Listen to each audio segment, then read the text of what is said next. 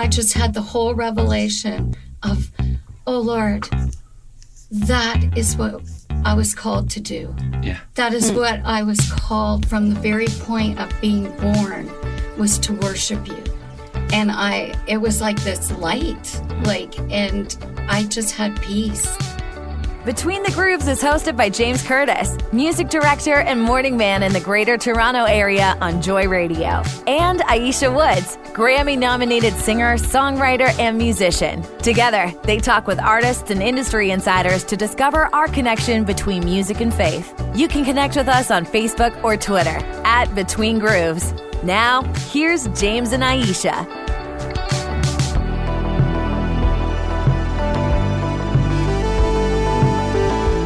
Episode 260. Welcome to Between the Grooves. This is James Curtis and me, Aisha Woods.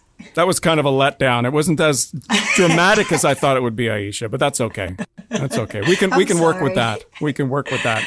Anyway, today we have a couple of special guests in studio. It doesn't always happen that we get in studio guests, but it's happening more and more.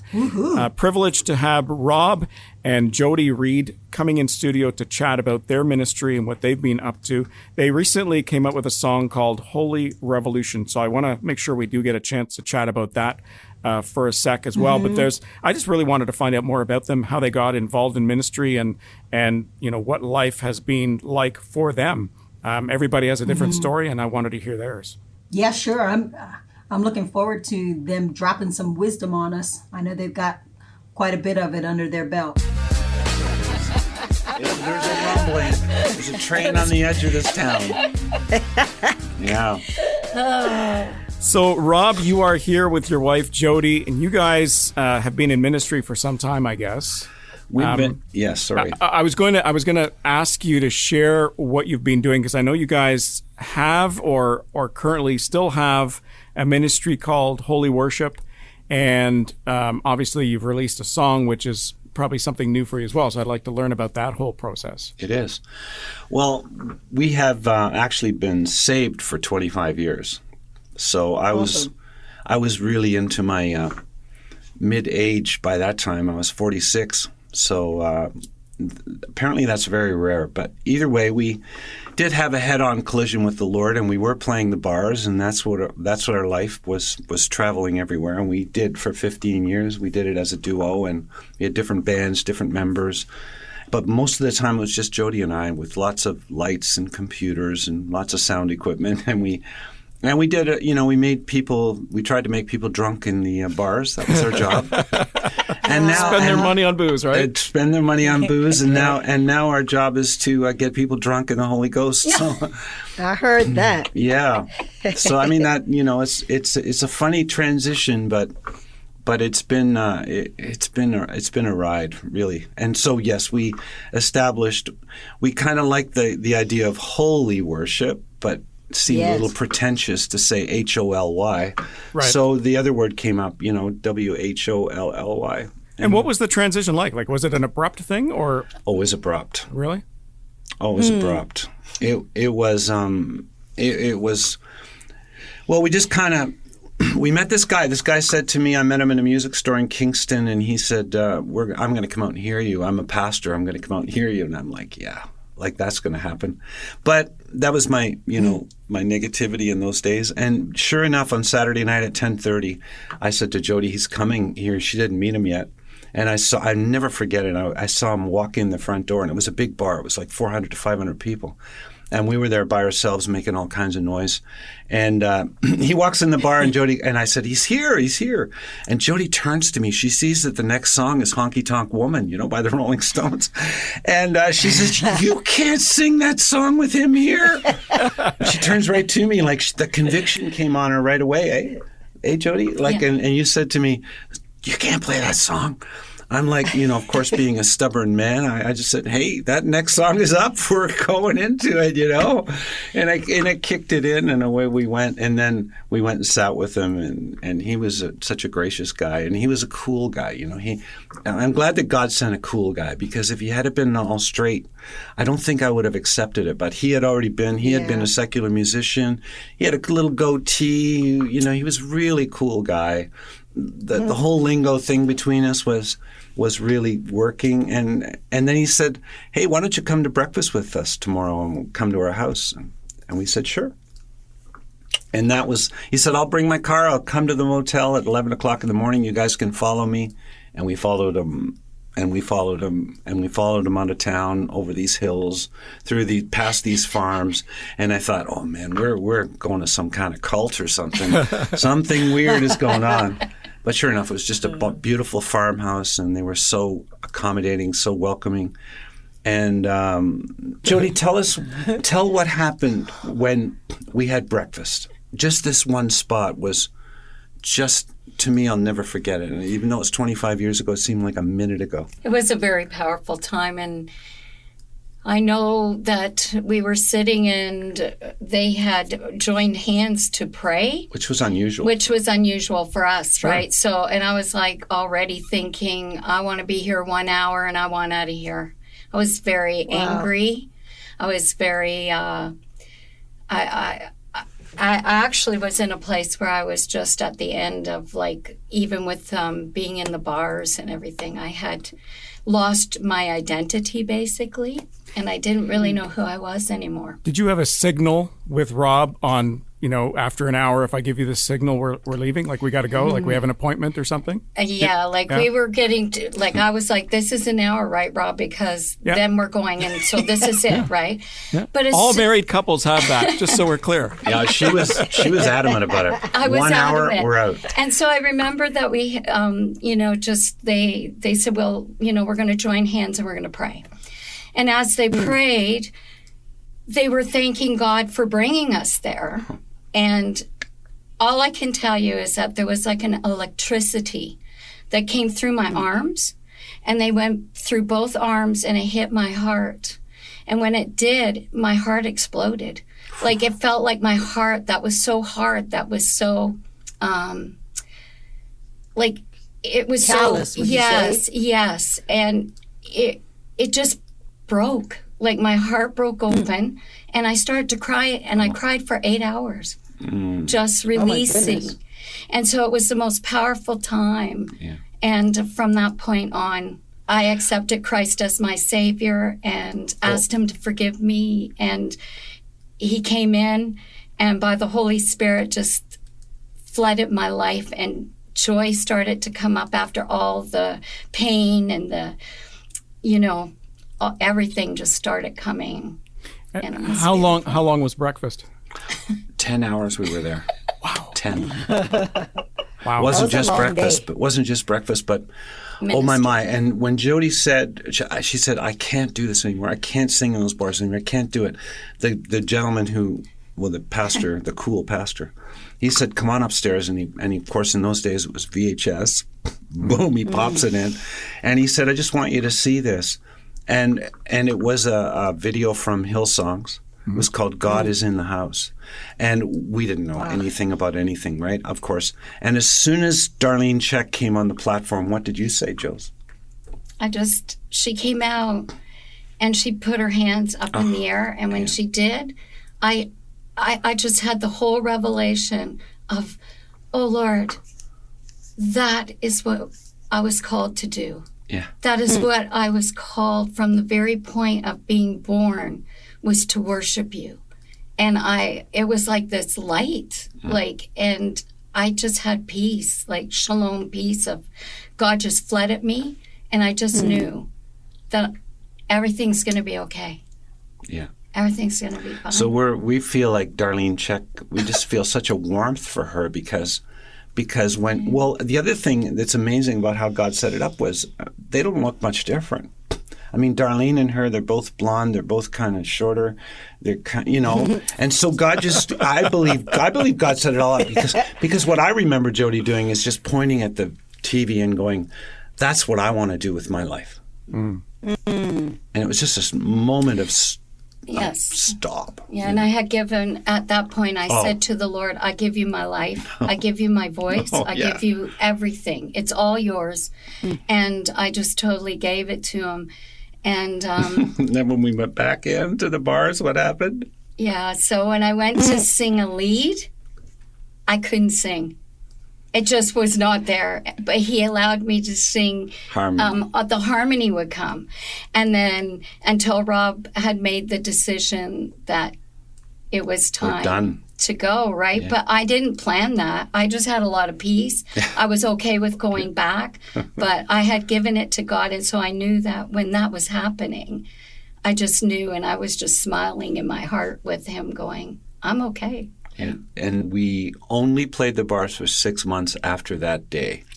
And then, oh my, I don't know how much you guys are. Lay down. I don't know how much you okay. guys believe in prophecy. So I won't, I'll say okay if you're okay with it. But we went to a little church in the middle of nowhere. Not one person knew us in this place because somebody suggested we go there. And there was a word over us that was just earth-shaking. And so I called my agent the next day. I said, well, Gwen, we're done. We're finished. We had like a year of bookings. I said, you got to cancel everything. We had such a high pile of debt, but it didn't matter. It didn't matter whatsoever. We just felt this is what we got to do. If we got to do it on pennies or if we got to, whatever we got to do, who cares? It didn't matter. Was it a full-time living for you? Yeah. Full time. We had to, it was a total trust factor, right? Oh, we didn't even think really, about it. And really felt in our hearts, both of us, that's what was, that's what we were to do, to lay it down and lay it before God and not pick it up until he wanted to do that. Just like it's kind of like laying it down to like almost like here it is on the altar, Lord. Yeah. And we need to, instead of it being about us, it needs to be about you. And, that was the process, right? We had to go through that kind of process with him and just kind of, There was so much joy, by the way, too. Yeah. Like, it was like, was like this whole experience of like there was joy. There was joy, there was joy, there was freedom, there was liberty. There was just such an awe of him, which I still feel that even more so. But just that awe, like, wow, what a loving Father, what a loving God. Thank you, Jesus. Yeah. And I don't know if I could ever do that. Honestly, I don't know if I could just be in that state of, I don't know where my next paycheck is going to come from to pay the bills and have joy at the same time. Like I'd be anxious, I'd be worried, I'd be scared, Oh, you're talking to a person who that's totally my personality too. But we were just overwhelmed. It's like being encased in a cloud that doesn't make any sense, but you just have this overwhelming, it's all going to be all right. But then your mind goes, well, how is it going to be? It doesn't matter.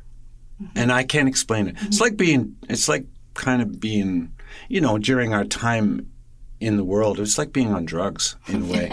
It's just like that. Here we go. Who cares, man? Who cares? So, it's like being a Jesus freak again. Or, yes, definitely. Like it doesn't matter.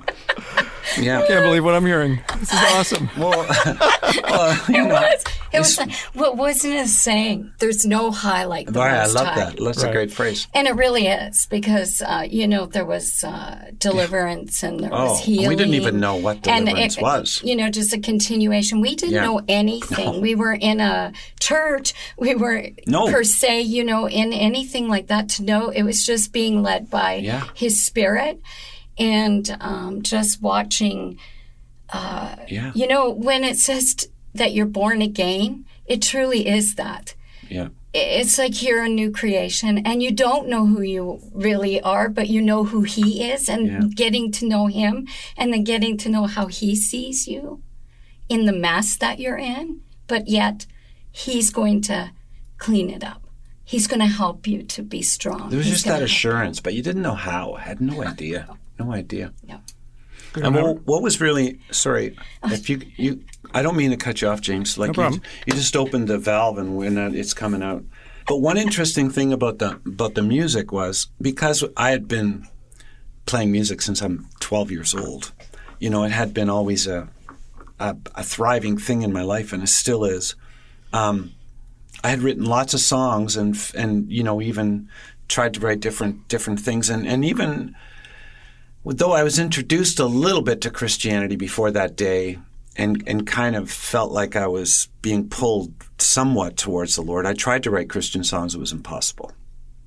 They'd always come out so trite and so superficial that I just start them, half finish them, throw them in the garbage. And that happened over and over and over again. But the day after this event that happened to us in Kingston, the next morning I thought, I'm going to just see, if there's anything in me. I felt so excited. And boom, and one Christian song came out, and boom, another one, and another one, and another one, and another one, and another one. So that in that first year I had written already 50 songs. They just wouldn't stop. I mean, some days it would be a couple, and it just felt like an artesian well. It just kept flowing out. Now here it is 25 years later, and as James said, not that we finally, because we weren't seeking to do anything, we're here today with you. And I had been writing songs for 20 years before that. So even since the time we've been reborn, 25 years. and it would seem like, why bother? But you don't write songs to get, I didn't. You don't write songs so that you hope that it will get broadcast and hopefully all these things will happen. But you have to do it first and foremost because it's something in you that has to get out.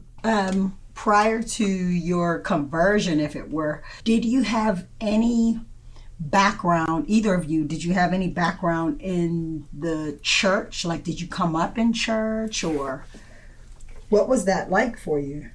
Joey? Yeah, I'll answer that.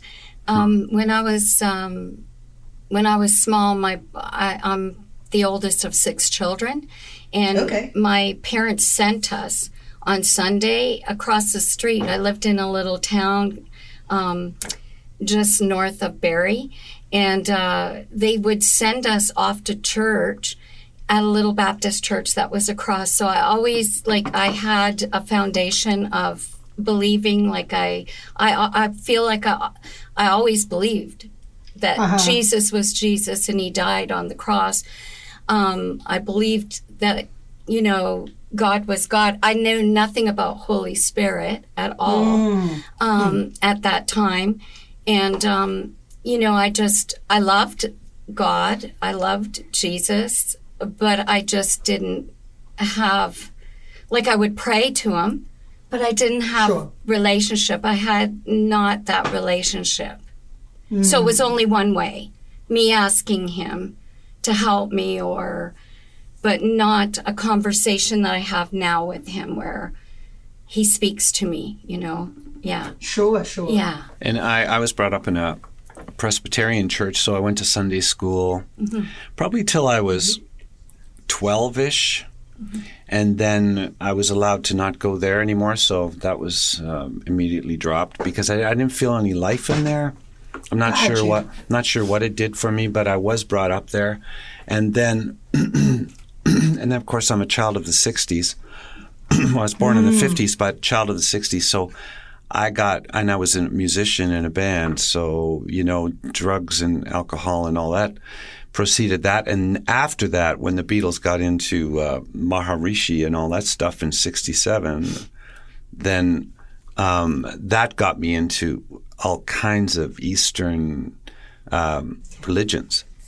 Okay. And even Scientology. I even got snatched by Scientology when I was 18 walking down the Yonge Street in Toronto. Snatched. Yeah, pretty much.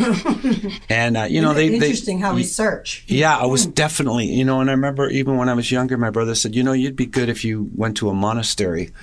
So I always had that kind of, I don't know, I was looking for something. I'm definitely always looking for something. So I got deep into all that Eastern mysticism stuff. And, then, man, I was 46, so I was a very stubborn child for the Lord, where I just didn't feel like I wanted to cash it all in for something I wasn't sure of, So when you left, I'll call it mainstream or secular music, what did you guys do for a living? Obviously, music was your life, and you did that, but there was no income. So did you work? Did you work at Burger King or the fast food restaurant for a bit just to make ends meet? Did you immediately get into ministry? Because I know you've been doing ministry. Like, what did you do? Well, go ahead. What did you do, Jody? When we, it was called, it was off, it was done. That was it. There was no more income coming into our family. What did you do? Yeah, well, a door opened because my mother was head housekeeper at a lodge up in Halliburton, Ontario. So I actually then just went there and just started to work there. And so that's where I went to work. Was at a lodge and just started doing that. And then I believe, like, Rob had odd jobs. He started. Let me tell that story, because that was really interesting. Well, that's what husbands and wives always get in arguments about, Don't right? you like that? It's okay, honey. Take it over. Because anytime I can kind of say, well, wait a minute, God had this all figured out, is really amazes me, because this amazes me. I mean, this is what I work with up to this point. I mean, my whole life, that's what I did. Guitar. And that, just play guitar, play drums, Sing. whatever. I was a musician, and that's what I did, and that's what I always wanted to do. That was the end of it. That was the beginning of it. And then a guy in our church, Jim, he said to me, well, we had met him right at that moment of time, and they said, well, come to our church. And went to the church, and he said to me, what are you doing for work? I'm like, well, I don't have any work, but I didn't care. Honestly, I didn't even know where the next dollar would come from. I didn't know how those debts were going to be paid.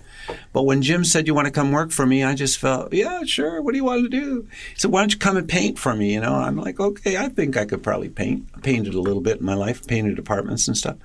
So, he had me start that, and then we tore beavers' dams apart, and we fixed little things. He led me through it. We raked leaves in the fall, and it just went like that, and I just felt like, well, this is great, and I just worked with Jim, and I didn't go looking for no job. It just came, just by that connection.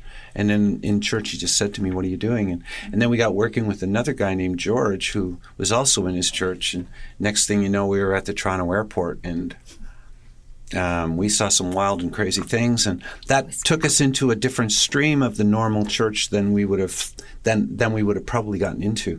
So we got into wild and crazy church in Toronto at the airport, which introduced us to a tremendous amount of just freedom, just no kind of religious boundaries, but just woohoo! We're on the Ferris wheel, we're on the slide, we're on the roller coaster, let it rip, and that's kind of how we got pushed into the river. When you say in Toronto, the church, was that known at that time as the Toronto Vineyard? Toronto Blessing. Yeah, it was the Toronto Vineyard, yes. Right. Became the Toronto Blessing, became the Toronto Airport, and now is Catch the Fire. Right, yeah. No, I'm very familiar with it. My mom actually goes to that church now. In Toronto? It's amazing. Yeah. Right amazing, yeah. So that plunged us into all kinds of wild stuff. People were crying and screaming and jumping and running, and that's kind of how we got introduced. Just freedom. And beautiful worship. Yeah. Free worship. Like the worshiping God from like how David, how you read in the Psalms, you know what I mean? There was a freedom. There was coming from the heart and from the very being of the people, right? And to have all the people singing and worshiping was just powerful. I mean, the presence of the Lord is just so amazing. And I wanted to say that there was divine, the Lord, there would be divine things that would happen, like we wouldn't have milk, like nothing, so we didn't have milk one time, and, we were like, okay, God, and we went out to the car, and there was a $5 bill stuck in the windshield wipers that we could go and be provided for.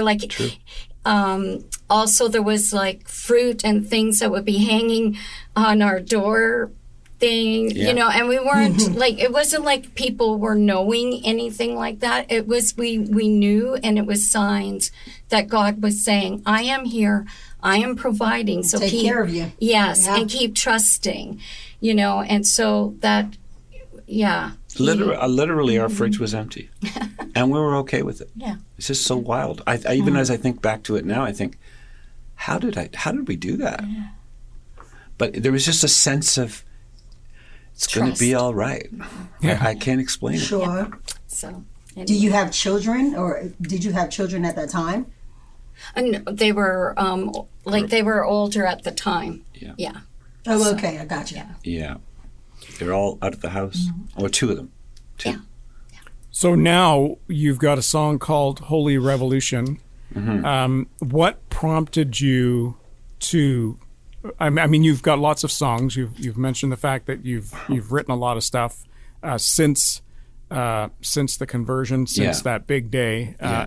having breakfast for 10 hours. Yeah. Yeah. What prompted you to now record that song, and do you have more that you're going to do? Like, is this kind of like a retirement project in a sense?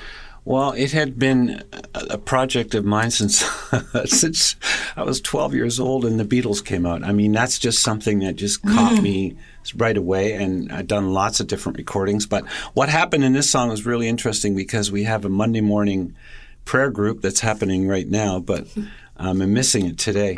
But they kept, in the middle of the prayer, this one person who was there kept saying, we need a holy revolution. That's what we need in this world. We need a holy revolution. And then the next week came along, and I heard it again, and something just hit me in my heart, and I went, holy revolution. And the leader of the group said to me, Rob, you need to write a song called Holy Revolution. And I went, oh, yeah. Yeah, that's absolutely right. So then Jody and I were heading out uptown. Sometimes we just go to a hotel just to stop everything. And we were on our way to the hotel. And in the morning when we're going, so I always bring the recording stuff. I bring one guitar, and we get 2 rooms, and I love to do that. So I would do it all day or whenever I had time. And Jody had a separate area. So we had 2 different parts of the hotel room. So in the morning, I'm on the way to this thing, and I'm saying, God, I feel like I'm supposed to write a song called Holy Revolution, and you need to help me, Lord, because I don't even know how to start this. And almost immediately, I felt in my heart, we need a holy revolution. It's the only solution. And that's all I had. That's it. Got my phone out real quick. Sang it into it. I still have the recording. And when we got there, it just started to percolate out. And the guitar that I brought, I can do bass and strings and all kinds of stuff on it. So when I came home, after 4 days, I had a pretty much fleshed out version of it. And and then we kept refining it. It's like a sculpture. We just kind of keep chipping away, and I sent it out. First time I'd ever done this, I sent it out to about 25 people. I said, please give me feedback on this song. I don't know where I got that courage from, because for songwriters, it's the hardest thing to do. Oh, they're like your babies. Yeah, I was just going to say that. Aisha, I was just going to say it's like taking your baby and saying, okay, have my baby for a day. Yeah, but you know what's harder than that, in my opinion? I understand what you're Yeah. saying if it's your baby. It's also hard on the person you're sending it to, because they want to be kind, yet offer you a good critique. And I've had it happen many times where I get a song sent to me, and I honestly feel that some of the stuff I've said about the song should change, and the reason why. And then I hear the final version months later, and none of the stuff I recommended or suggested has been done. It's like, well, you just took the same song. Then why did you ask me for my opinion? Right. So that's the flip side. But go ahead. That's really good. That's really good, because I wouldn't. Well, I would see it from that side, because some people do send me songs, and I understand what you're saying. You have to have grace, but there are sometimes you want to make suggestions, and these 2 things can be difficult. I just wanted to say, being sorry. the person that comes in, because normally Rob gets the idea.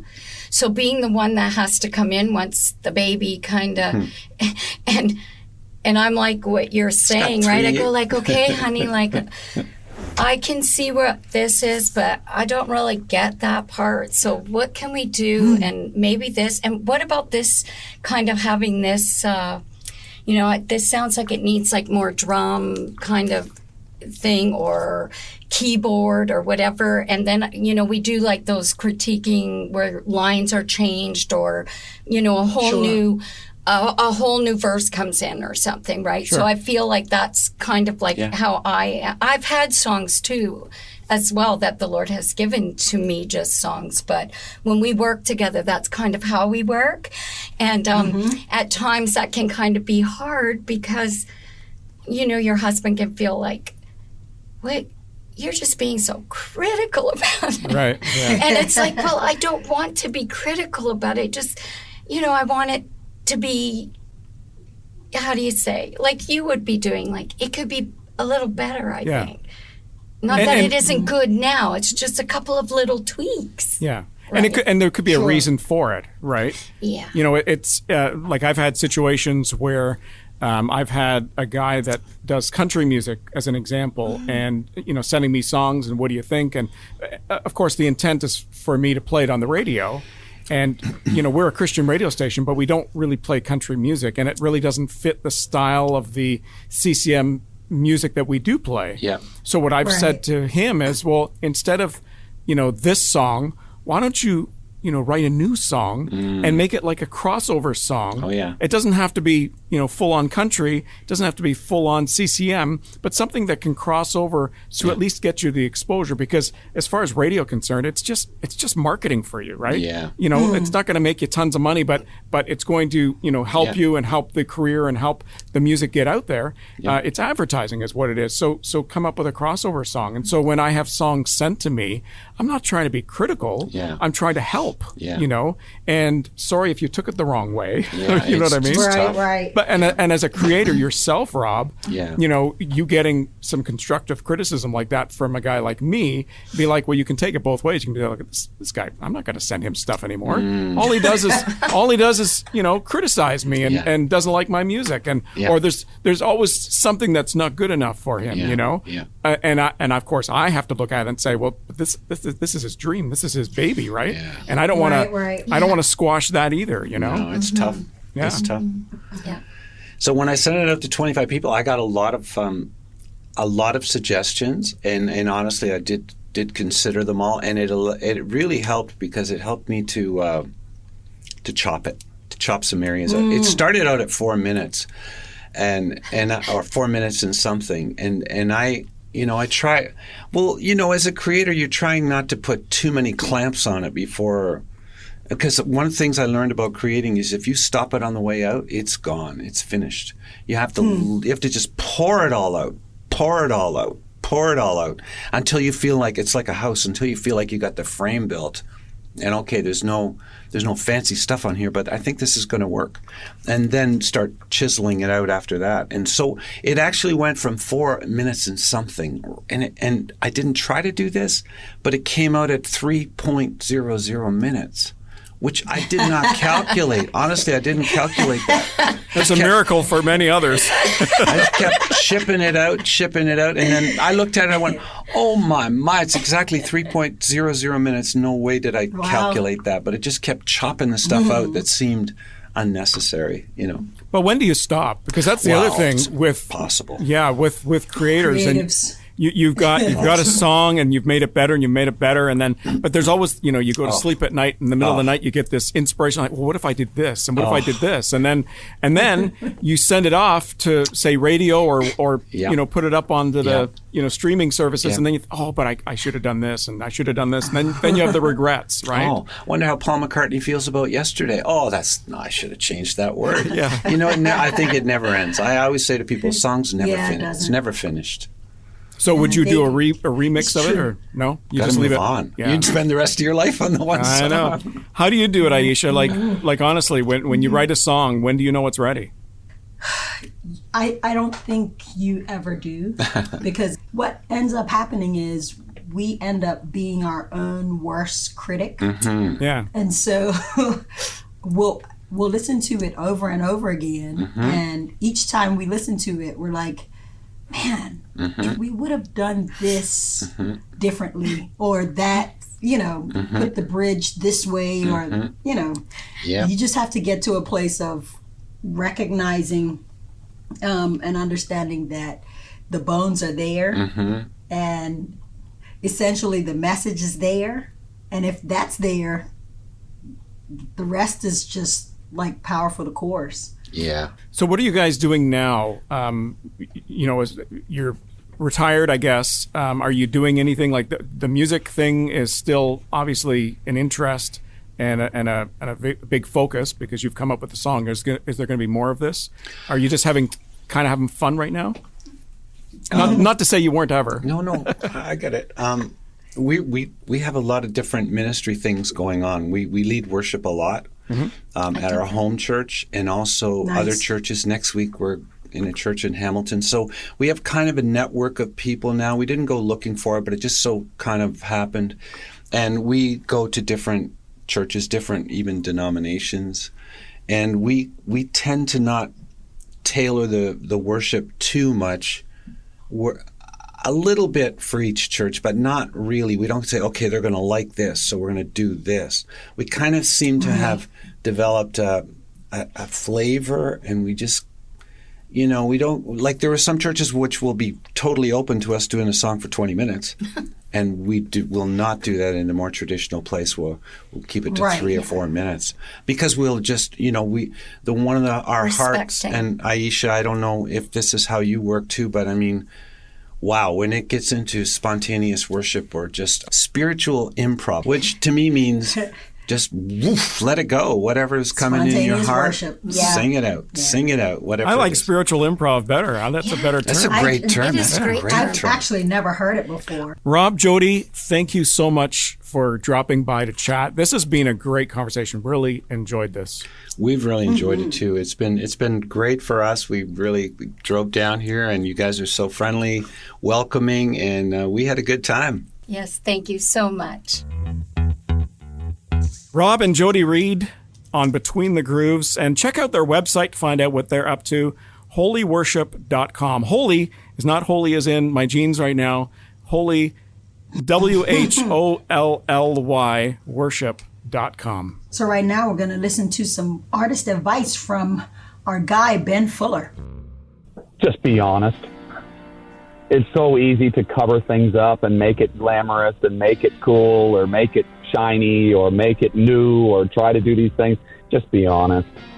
I mean, it's just like I have found the most beautiful things have happened just by being honest. And like we've been talking this whole time, it's not pretty. And most of the time it's actually not pretty at all. But like you said, it really allows for freedom to happen in people's lives that are standing there in the hot sun listening to you or standing there and they couldn't get out of bed that morning. And so just being honest about what you're going through, whether you're a new artist or you've been around for, or whether it's Chris Tomlin. I just think that it's being honest from a point, where people are looking at you for some type of direction or answer. First of all, to know that it's not you. And second of all, just to be honest. You really should see Ben on the socials. He's pretty blunt and open.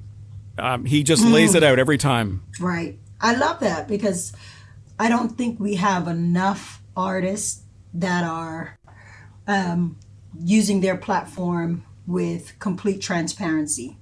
And it's healthy, it's also a part of what keeps us grounded and humble, just to lay it out on the line. Look, I'm struggling with this and I'm struggling with that. And we all put our pants on the same, even if they have holes in them. Ooh, full circle. I love that.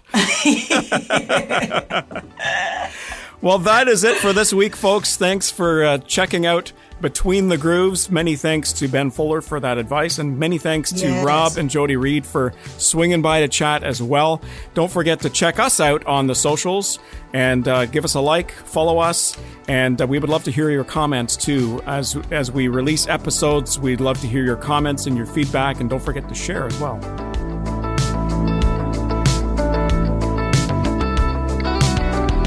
Thanks for listening to Faith Strong Today's Between the Grooves podcast. If you enjoyed this episode, would you consider sharing it with your friends, rating our podcast, or giving us some love on your socials to your amazing friends and followers will only help us reach more people. We'd also love to hear from you and share your feedback in an upcoming episode. Send your video or written message to Aisha and James on Facebook and Twitter @Between Grooves, or email us anytime, hello@faithstrongtoday.com.